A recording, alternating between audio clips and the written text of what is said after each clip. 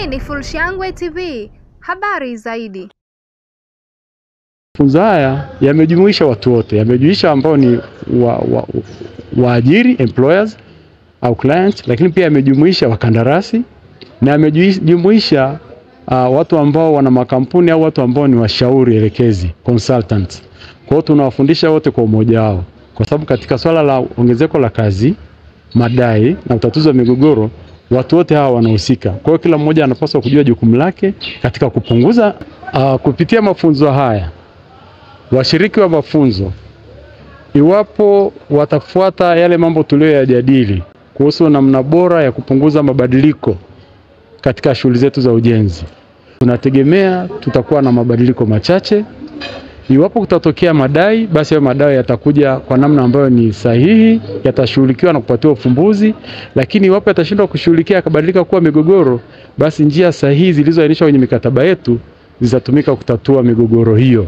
Mara nyingi variations ikitokea zinaathiri moja kwa moja gharama, kwa sababu zile ongezeko la kazi linasababisha gharama za vifaa, rasilimali pamoja na hizo kazi za nyongeza. Nimeweza kuongeza ujuzi wa namna ya kutambua, namna ya kuepusha na kusimamia hii migogoro, variations na claims. Nimeweza kuongeza ujuzi pia katika masuala ya kisheria na kimkataba, namna gani ya kuweza kukabiliana na hizo changamoto zinazotokana na variations kwenye miradi. Kwa hiyo nimepata vitu vingi sana kutokana na mafunzo haya ambayo yatanisaidia na kunijenga kusimamia variations, claims and disputes kwa ufanisi katika miradi, ili kufanikisha miradi yetu kukamilika kwa muda uliopangwa, kwa ubora uliopangwa na kwa gharama ambayo ilipangwa kimkataba. Changamoto kubwa nazopitia hasa tukianzia kwenye mabadiliko ya kazi, yani variations, ni ule mtazamo au uelewa wa watu wa maamuzi.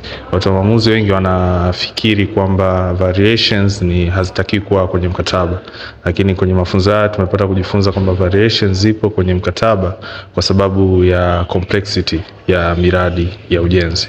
Ukiangalia kwenye upande wa kuandaa madai, tuna changamoto kubwa jinsi ya kufuata taratibu za uandaaji wa madai, hasa kwenye zile hatua zinazotakiwa kufuata kama notices.